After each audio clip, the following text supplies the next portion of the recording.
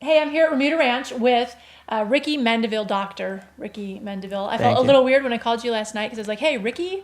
Is that weird? Like, do you expect people to say doctor? No, actually, I don't. Okay. 'Cause Ricky's actually fine with now me. I met you today and you're pretty casual. And I should mention that we didn't consult before we both wore the same color shirt. You don't have to lie to them. You can just be honest with them. Tell them we did that. No, yeah, I Okay. wanted We to didn't be do just it. like you because you're a doctor and I'm not. Okay. You know, one of the things you were doing some clips for us just now that you guys can see if you type in keyword minorities or Hispanic, Dr. Mendivil just answered some questions related to eating disorders among the Hispanic population. Now, I find that really interesting, and one of the reasons we want to talk to you about that is because you are Hispanic, right? So you Really? have Okay. first-hand understanding of that culture. So just start out a little bit about, you know, who you are, and we'll get into talking about how eating issues impact the minorities, especially the Hispanic culture. Okay. Yeah, definitely. I am a Hispanic, as you can see. And in my life, my father was actually the first one born in his family here in America. And for me, so I would be considered the second generation. And being Hispanic, you know, I've really been able to really adapt to the cultural aspects of Hispanic. My parents did a good job in actually teaching me the traditions of being Hispanic. And a lot of that is family orientation. I did a lot of things with the family, and that's what I really liked about being Hispanic is that every weekend we were always at my grandma's house. We were always doing things together and just having a good time. So, but that's the part I really learned from it is family is just a huge part of our culture. I've noticed that. You know, we were driving yesterday to the airport, and we drove past a fairly small car with 6 Hispanics in it, 3 in the front and 3 in the back. And one of the things that I've noticed, I think in America that we lack is that family unit. Now, a moment ago in one of the clips, you were talking about how that family unit is a really powerful force, but there's also a huge emphasis on food. Can you talk a little bit about that? Yeah, definitely. Food's a big piece, and I can remember even growing up that every time I would go to my grandparents' house or any family member's house, food was always involved. You walk in the door, you start smelling that food, and the first question is, are you hungry? Do you want to eat?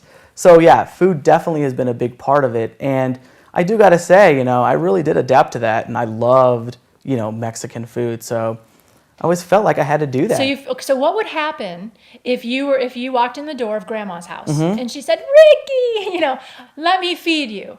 What happens if you say no? How is that taken? You know, and in fact, that's an interesting question because growing up, I just felt like I couldn't do that. I felt You like weren't allowed to say no. I felt that way. Okay. You know, that was never something I was told I couldn't do. But I always felt like, you know what, my grandma's here. She made some food. I'm going to go ahead and eat. So like I said, growing up, I always felt like it was almost kind of like a given rule that to be respectful, you go ahead and eat because that is a sign of love and respect. So then I would imagine that sometimes you would have been overeating, right? Like eating more than you really needed to. I would have to say yes because there's times when there's so much food, it's like, oh, the tamales are coming, and then the beans are coming, and the rice is coming. Oh, there's chips and salsa, and it's always like, all right, well, let me have a little bit of this, a little bit of that. And sometimes, you know, you'll get, like my grandma or a family member, they'll just put it on your plate. Yeah. And it's like, okay, well, I guess I'll eat this. So that's a challenge then. And so then I would think, you were talking a little bit earlier about acculturation, getting acclimated to the Western culture here. And so I would imagine then for those further generations of Hispanics, here they come into our American culture, we're obsessed with being skinny, everybody's on a diet. Is there some confusion that happens?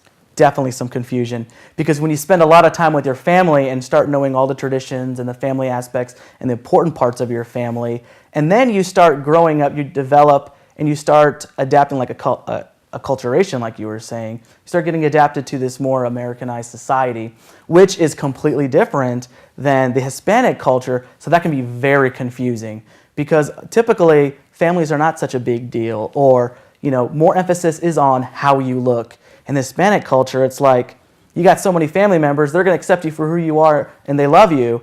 But in other types of it, in this society, it's like, it is about how you look and your appearance. So yes, there's definitely confusion because you're kind of dividing. It's almost that separation individuation when you're trying to get out of the the role of being a child and going into adulthood, I can see it almost the same comparison with the cultures. Well, and one of the stereotypes is, of course, that Hispanics don't struggle with eating disorders. I want you to take a moment, if you get a chance, and type in Hispanic or minorities and see some of the clips that you did. I really appreciate you taking time to do that with us, and we'll see you in another clip with Dr. Mendivil.